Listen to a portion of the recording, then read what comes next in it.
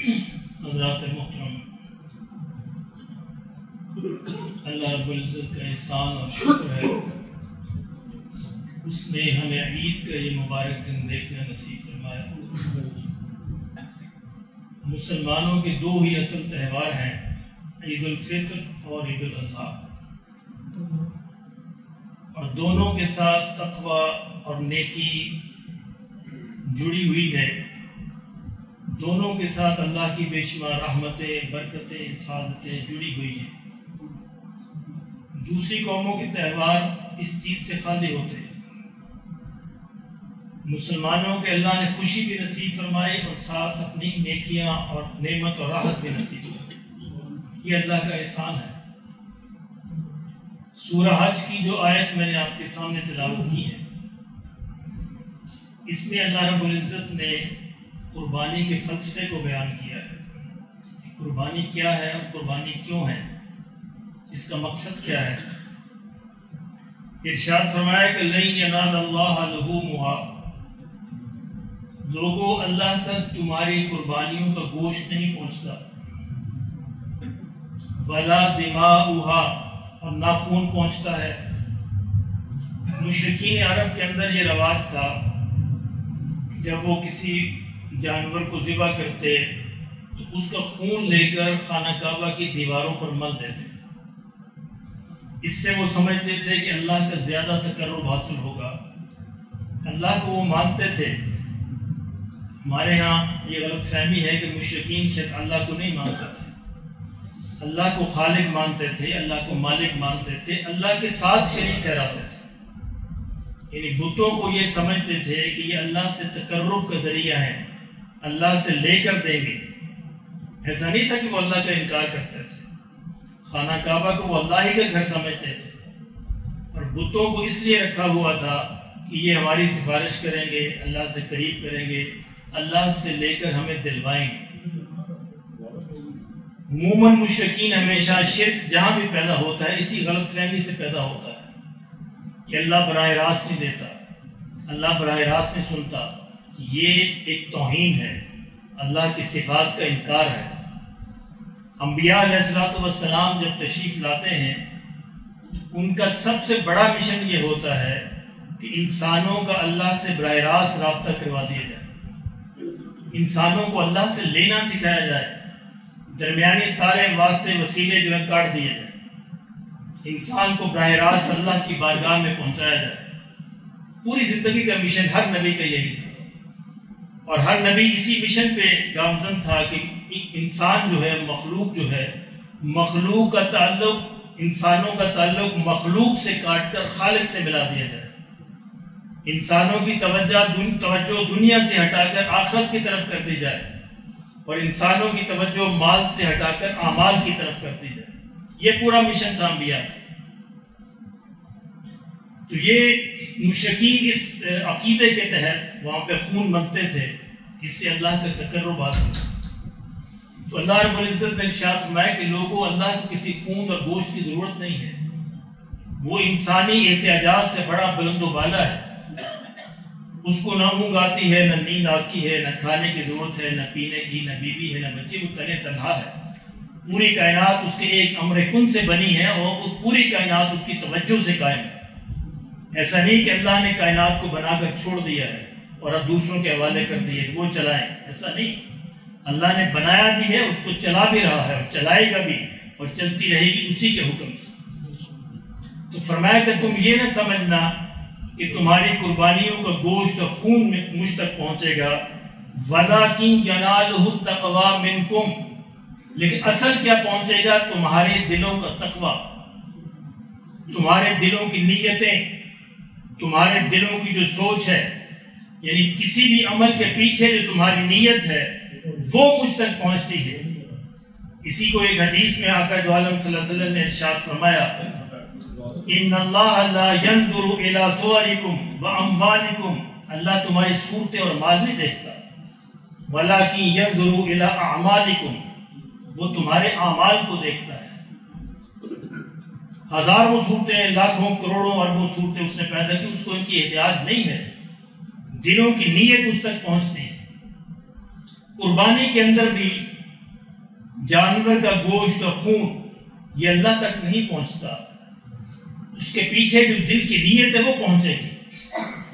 کوئی قربانی کس مقصد کے لیے کر رہا ہے، اس کے پیچھے کیا مقصد ہے، ریاکاری ہے، دکھاوا ہے، شہرت ہے، یا بچوں کو خوش کرنے کے لیے جانور لیا ہے۔ ایسا بھی ہوتا ہے، بچے ضد کر رہے ہیں چلے جی لے لیے جائیں، یہ کوئی حیثیت نہیں۔ قربانی صرف اللہ کے، جانوروں کی جانور کی جان ہے، جاندار ہے، یہ اللہ نے انسان پہ بڑا احسان کیا ہے، بڑا اختیار دیا ہے، اس کو بڑا محترم بنایا ہے کہ کسی کی جان لینے کا اختیار دیا ہے، اور وہ بھی اللہ کے نام سے، وہ بھی اللہ ہی کے لیے ہونا چاہیے۔ کوئی اور نیت کسی بھی حوالے سے ایک شائبہ بھی اگر اس کے اندر آ جائے گا، ذرہ برابر بھی، تو وہ شرک کے اندر مبتلا ہو جائے گا، ریاکاری ہو جائے گی۔ اللہ صرف وہی اعمال قبول کرتے ہیں جن کے اندر شرک کا ذرہ بھی نہ، اگر شرک کا ذرہ بھی شامل ہو گیا، جس سے دودھ کی پوری بالٹی میں پیشاب کا ایک قطرہ گرا دیجئے، پوری بالٹی خراب ہو جائے، اس طرح شرک کا ایک ذرہ بھی اعمال کا ستیاناش کر دیتا ہے، اعمال کو تباہ و برباد کر دیتا ہے۔ تو اللہ نے فرمایا کہ تم یہ قربانیاں جو کرتے ہو، اس کا تقویٰ جو ہے وہ پہنچے گا۔ کذالک سخرھا لکم، اللہ اکبر، فرمایا کہ جانوروں کو میں نے مسخر کیا ہے تمہارے لیے۔ یہ جانور جو ہیں یہ بھی جاندار ہیں، ان کو بھی میں نے ہی پیدا کیا، ان کو میں نے تمہارے لیے مسخر کر دیا، جیسے چاہو ان کو ذبح کرو۔ لِتُكَبِّرُوا اللَّهَ عَلَى مَا هَدَاكُمْ، اللہ کے اس کے احسان پر اللہ کی تکبیر بیان کرو۔ اللہ اکبر، اللہ اکبر، لا الہ الا اللہ، واللہ اکبر، اللہ اکبر وللہ الحمد۔ اللہ ہی سب سے بڑا ہے، اللہ ہی اول ہے، اللہ ہی آخر ہے، اللہ ہی اوپر ہے، اللہ ہی نیچے، اللہ ہی ہر طرف ہے۔ فرمایا اللہ کا پھر شکر ادا کرو۔ تکبیر کیوں ہے کہ اللہ نے کتنا بڑا ہم کو اختیار دیا، کتنا بڑا احسان کیا کہ جانوروں کی جان لینے کا اختیار دیتے، اس پہ اللہ کا شکر ادا کرو اور تکبیر ادا کیا کرو۔ کسی جانور کو تکبیر کے بغیر ذبح کیا تو مردار ہے، اس کی کوئی حیثیت نہیں ہے، وہ گوشت حرام ہو جائے گا۔ اس سے ضروری ہے کہ اس کو تکبیر کے ساتھ، اللہ کے نام کے ساتھ ذبح کیا جائے کہ یا اللہ تیرا شکر ہے کہ تو نے ہمیں یہ اختیار دیا ہے۔ وَبَشِّرِ الْمُحْسِنِينَ، اور فرمایا کہ بشارت دے دو، خوشخبری دے دو جو لوگ اللہ اپنی نیت کو خالص کرتے ہیں۔ محسن کیا ہوتا ہے؟ جس کی نیت میں اخلاص ہوتا ہے، جس کا عمل صرف اور صرف اللہ کے لیے ہوتا ہے، اس کو محسن کہا جاتا ہے۔ اور میں پھر ان کو خوشخبری سنا۔ میرے محترم بھائیوں، یہ جو قربانی کی عبادت ہے یہ ایک علامتی عبادت ہے، سمبولک ورشپ ہے، سمبولک، یہ علامتی ہے، اظہار علامتی یعنی عبادت ہے، جس سے نماز روزہ علامتی عبادت نہیں ہے، جس سے مقصود ہے۔ لیکن قربانی کی عبادت جو ایک علامت ہے، جانوروں کو ذبح کر کے اس کے پیچھے ایک مقصد ہے، یعنی وہ ذبح کرنے کے بعد اگر وہ مقصد ہمارے دلوں تک نہ پہنچا، ہماری روحوں تک نہ پہنچا، ہمارے اعمال کے اندر نہ آیا، تو پھر شاید قربانی کی یہ عبادت ضائع چلی جائے۔ جتنی بھی علامتی عبادات ہوتی ہیں ان کے پیچھے اصل میں ایک مقصد ہوتا ہے، اس علامت کے ذریعے اس مقصد کو پہچاننا ہوتا ہے۔ حج کی پوری عبادت جو ہے یہ علامتی عبادت ہے۔ اب دیکھیں، آپ جاتے ہیں اور خانہ کعبہ کا طواف کرتے ہیں، چکر لگا رہے ہیں، کیا اس کے پیچھے کیا مقصد ہے؟ دیکھیں نا، خانہ کعبہ دیکھنے میں ایک کمرہ ہے، پتھروں کا بنا ہوا ایک گھر ہے، ایک کمرہ ہے، اس کے گرد چکر لگانے کا مقصد کیا ہے؟ یہ ایک علامت ہے کہ یا اللہ جس طرح میں اس گھر کا چکر لگا رہا ہوں، اس طرح ساری زندگی تیرے حکموں کے گرد چکر لگاؤں، تیرے حکموں کے گرد میرا چکر لگتا رہے گا، رکوں گا نہیں۔ اگر طواف کرتے ہوئے ذہن کے اندر یعنی یہ کلیہ جو ہے اور یہ بات راسخ نہ ہوئی، مضبوط نہ ہوئی، تو پھر طواف کی عبادت ایک رسم بن جائے۔ اگر حج سے آپ یہ لے کر نہ آئے کہ مجھے اللہ کے حکموں کے گرد گھومنا ہے ساری عمر، تو پھر حج کی عبادت مشقت ہے، وہ اپنے اثرات نہیں ڈال سکے۔ اس کے بعد حاجی حضرات جو مینا میں چلے جاتے ہیں، شیاطین کو، جمرات کو رمی جمرات کرتے ہیں، کینکر مارتے ہیں، یہ کیا ہے؟ علامت ہے۔ شیطان تو وہاں بیٹھا نہیں ہوا، شیطان نہیں ہے، ایک علامت ہے، پتھر ہے، ان کو کینکریاں ماری جاتی ہیں۔ وہ علامت کیا ہے کہ یا اللہ جس طرح میں یہاں پہ شیطان کو کنکر مار رہا ہوں، اس طرح ساری زندگی جب بھی شیطان مجھے بہکائے گا میں اس کو کنکر ماروں گا۔ میں اس کا مقابلہ کروں گا، میں اس کے زیر نہیں ہوں گا، شکست نہیں کھاؤں گا، اس کا مقابلہ کر کے یا اللہ میں پوری کوشش کروں گا کہ تیرے حکموں پر پابند ہوگا۔ اور حاجی حضرات اس کے بعد جو اپنے سر کو منڈوا دیتے، حلق کرواتے ہیں، یہ بھی ایک علامت ہے۔ یعنی سب پہ سر کو منڈانا، اس زمانے میں جس کو غلام بناتے تھے اس کا حلق کروا دیتے تھے، غلامی کی علامت تھی کہ ان کے سر کے بال منہ دیتے تھے اور وہ بیچارہ بال نہیں رکھ سکتا تھا۔ یہ حلق اس بات کی علامت تھی۔ تو حلق کروا کے حاجی سب سے آخر میں اس بات کی تہیہ کرتا ہے کہ یا اللہ میں تیرا غلام بن گیا، اب میں نے یہ ساری ایکسرسائز کر کے، ساری مشق کر کے اپنے آپ کو اس قابل کر لیا ہے کہ یا اللہ میں اپنے وطن جا کر اپنے گھر تک تیرا غلام بن کے رہوں۔ یہ غلامی کی علامت میں ساتھ لے کے جا رہا ہوں۔ لیکن واپس آ کر اگر آپ کی حالت نہ بدلی تو پھر ہم اپنی عبادات جو ہے اس کو چیک کر سکتے ہیں کہ کیا ہماری عبادات اللہ کے ہاں قبول ہوتی ہیں کہ نہیں ہوئی۔ اللہ نے ان کے اثرات بتائے ہیں، ایک تاثیر بتائی ہے، اس عبادت کی یہ تاثیر، اس عبادت کی یہ تاثیر، اس عبادت کی یہ تاثیر۔ اگر وہ تاثیر پیدا نہیں ہوتی تو گویا کہ وہ عبادت شاید اللہ کے ہاں قبول نہیں ہو رہی۔ آپ نے دیکھا کتنے حاجی حضرات ہیں جو واپس آ کر جن کے دل سخت ہو جاتے ہیں، وہ ڈنڈی مارنے میں پہلے سے بھی تیز ہو جاتے ہیں، دھوکہ دینے سے بھی پہلے میں جری ہو جاتے ہیں، کم تولنے میں پہلے سے بھی آگے بڑھ جاتے ہیں۔ کیا مطلب ہے؟ ان کا حج قبول نہیں ہوا، یہ عبادت ان پہ اثرات مرتب نہیں کر سکی۔ عبادات کے اثرات ہوتے ہیں، اگر عبادات آپ کے رویوں میں، آپ کے اخلاق میں، آپ کے کردار میں، روزمرہ کے معاملات میں تبدیلی پیدا نہیں کر سکی تو وہ جنت کیسے دلائے گی؟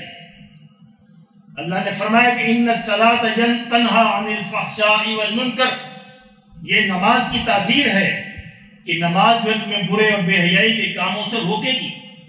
اگر نہیں روکتی، نماز بھی پڑھ رہے ہیں، برے بے حیائی کے کام بھی چل رہے ہیں، اس کا مطلب نماز قبول نہیں ہو رہی۔ دیکھیے دوائی کھائیں تو دوائی کے اثرات ہونے چاہیے، اب دوا بھی کھا رہا ہے، دوا کے اثرات نہیں ہو رہے، تو ایک ہی بات ہے، یا تو دوا جعلی ہے اور یا پھر اس کو دینے والا جعلی ہے۔ اور یہاں یہ دونوں باتیں نہیں ہیں، دینے والا بھی مالک الملک، خالق کائنات، اور جو نسخہ دیا ہے وہ بھی شک و شبہ سے بالا تر، ذالک الکتاب لا ریب فیہ۔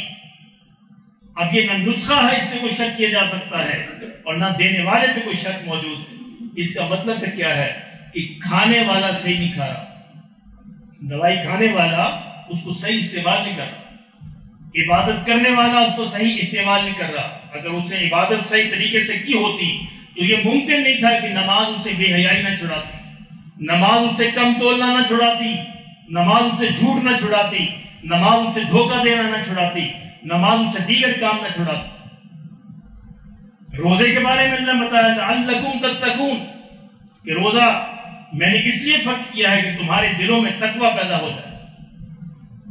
اور روزہ اگر رکھا ہے تقوی پیدا نہیں ہوا، اس کا مطلب روزے کے اندر شک پیدا ہو گیا کہ روزے نے وہ تاثیر پیدا نہیں کی۔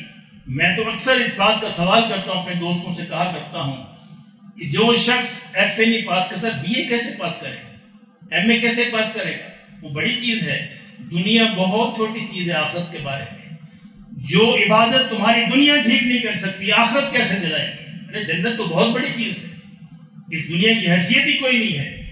جس عبادت نے تمہارے کردار ٹھیک نہ کیے، تمہارے اخلاق ٹھیک نہ کیے، تمہارے رویے تبدیل نہ ہوئے، تمہارے معاملات تبدیل نہ ہوئے، تمہاری معاشرت تبدیل نہ ہوئی، وہ آخرت جنت کیسے دلائے؟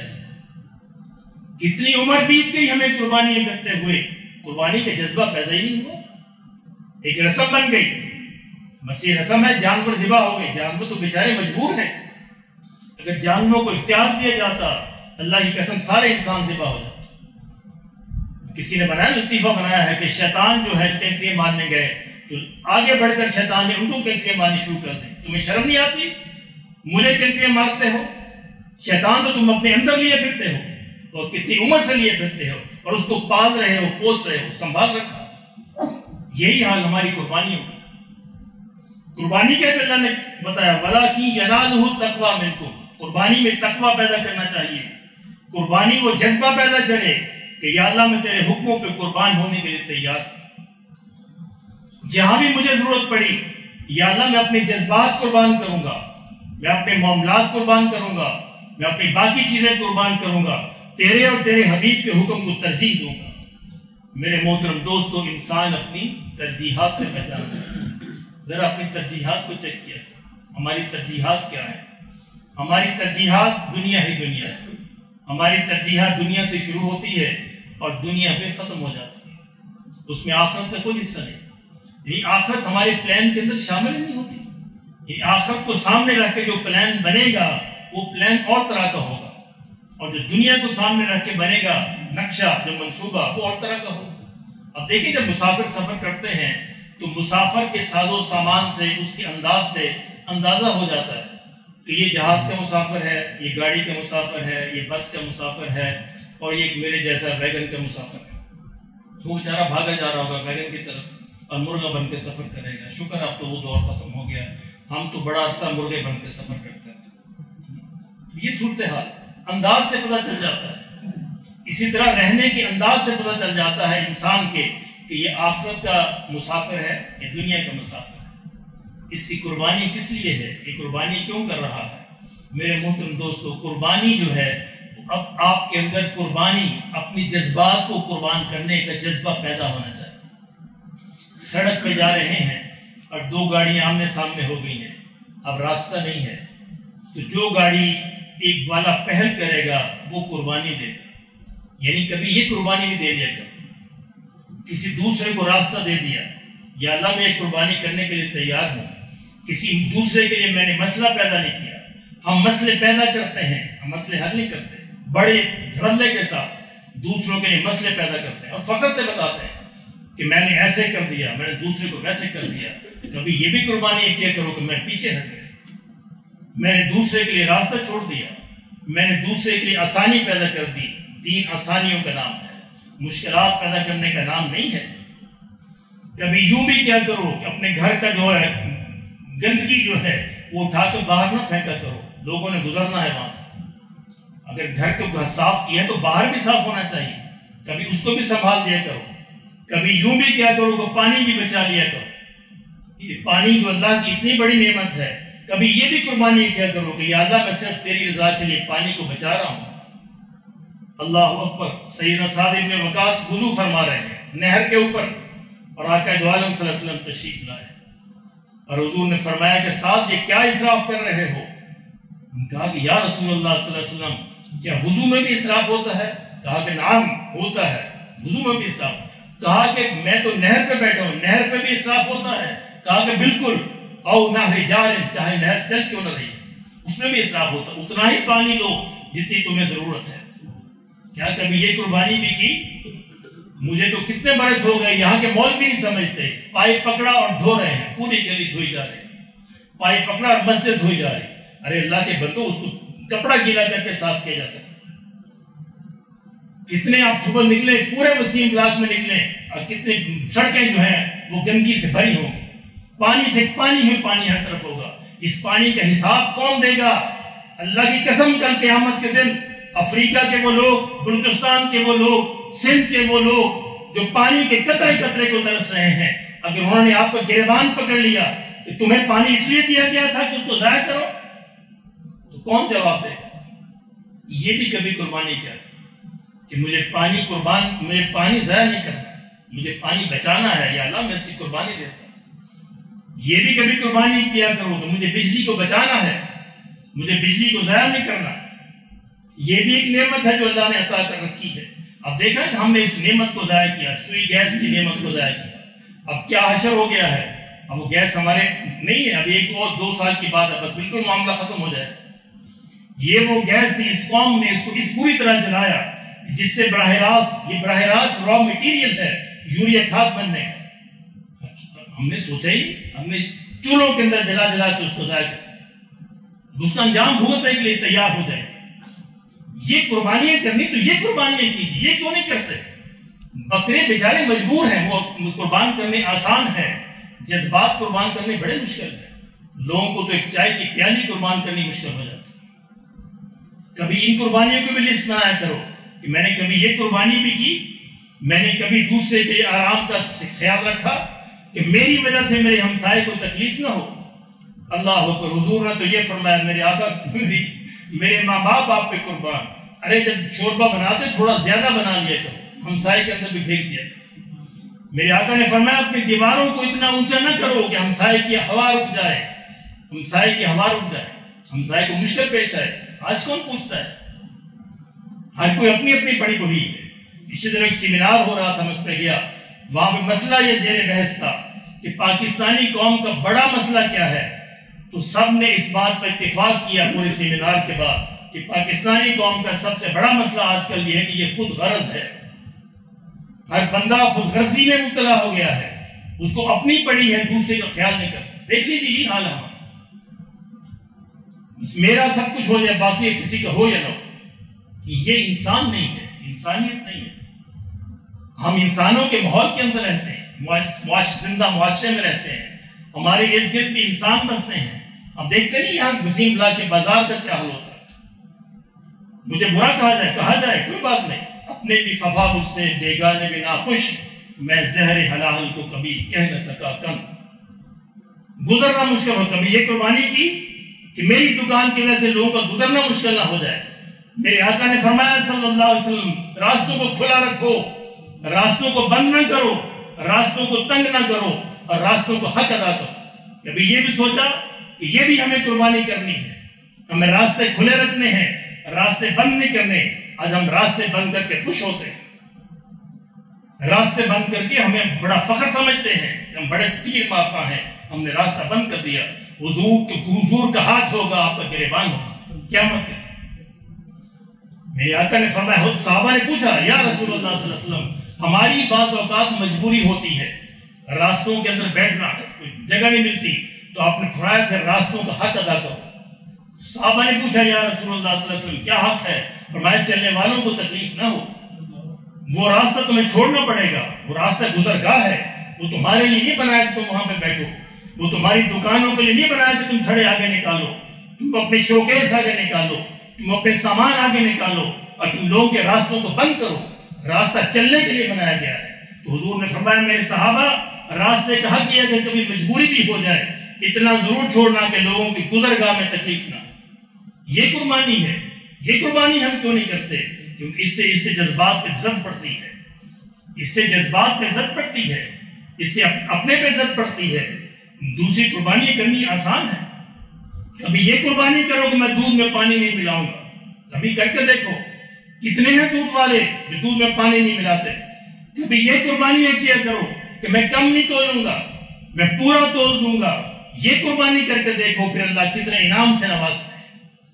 یہ قربانی اصل میں یہ سکھا رہی ہے کہ دن رات میں 24 گھنٹے میں, صبح میں اور شام میں, گھر میں گھر سے باہر, دکان میں دکان سے باہر, دفتر میں دفتر سے باہر, دفتروں والے بھی کبھی یہ قربانی کریں کہ ہمیں ڈیوٹی پوری دے دی. یہ دھوکہ ہے, یہ کم تولنا, یہ بھی کم تولنا ہے. اگر آپ کی 8 گھنٹے کی ڈیوٹی ہے, آپ نے 8 گھنٹے کی ڈیوٹی نہیں دی, یہ بھی کم تولنا. آپ نے اس کے اندر ڈنڈی ماری ہے. اللہ ہمارے حال پر رحم فرماتا. میری باتوں کو برا نہ منائیے, یہ حقیقت ہے. آئینہ, اپنے آپ کو بھی دکھا رہا ہوں, آپ کو بھی دکھا رہا ہوں. یہ آئینہ ہے. میں بھی اسی معاشرے کا فرد ہوں, مجھ سے بھی غلطیاں ہوتی ہیں, لیکن بہرحال ہمیں اپنے آپ کو سمجھانا ہے کہ قربانی کا جذبہ پیدا ہونا چاہیے کہ میری وجہ سے کسی کو تکلیف نہ ہو. یہ اصل, بس یہ ایک جملہ اگر آپ اپنے پلے باندھ لیں, ہر شخص, کہ میری وجہ سے, میری کسی بات سے, میرے کسی قول سے, میرے کسی عمل سے, اور میرے کسی بھی ایکشن سے کسی دوسرے کو تکلیف نہ ہو, تو معاشرہ ٹھیک ہو جائے. مسئلہ نہیں. یعنی کم از کم یہ ہے, یعنی ایک شخص جو ہے نکلا ہے, وہ گاڑی یا موٹر سائیکل یا سائیکل پارک کرتے ہوئے ارد دیکھ لے کہ میں یہاں پہ کھڑا کرنا, کسی کو تکلیف تو نہیں, پرواہی کوئی, یعنی ادھر جا رہا ہے. یعنی یہ صورتحال ہے. اگر ایسے کھڑا کیا جا سکتا ہے, ایسے ترچھا کھڑا کریں تاکہ راستہ رک جائے. دیکھیے یہ ہم سب لوگ کرتے ہیں. یعنی جہاں پہ سیدھا کھڑا کر کے دوسروں کے لیے 4-5 کے لیے جگہ بنائی جا سکتی ہے, وہاں پہ ایسے ترچھا کھڑا کریں گے تاکہ دوسروں کی رکاوٹ ہو جائے. یہ خود غرضی. پاکستانی قوم کا مسئلہ اس وقت سب سے بڑا مسئلہ خود غرضی ہے. ہم خود غرض ہو گئے, سیلفش. ہمیں اپنا بس خیال ہے, دوسروں کا نہیں, اسی لیے مال کھا رہے ہیں. اجتماعیت ختم ہو گئی, ہماری اجتماعی سوچ ختم ہو گئی, اللہ ہمارے حال پر ہے، میرے حال پہ بھی، آپ کے حال پہ بھی۔ یہ باتیں کون کرے گا؟ تنخواہ لینے والا مولوی تو نہیں کرے گا، اس کو تو اپنی تنخواہ کی پڑتی ہے۔ یہ میرے جیسے فقیر کر سکتا ہے جس کو تنخواہ کی حاجت نہیں، جو مسجد کا ملازم نہیں۔ اللہ ہم سب کو ہدایت نصیب فرما دے۔ آج بکروں کو ذبح کرتے ہوئے خدا کے لیے اللہ سے عہد کیجئے کہ یا اللہ ہم اپنے جذبات کی بھی قربانی کریں گے، یا اللہ جہاں بھی ضرورت پڑی ہم اپنے بھائی کے لیے قربانی کریں گے، ہم دوسروں کے لیے آسانیاں فراہم کریں گے اور دوسروں کے لیے تکلیف نہیں دیں گے۔ اللہ مجھے بھی آپ کو بھی اس پہ عمل کی توفیق نصیب فرما دے۔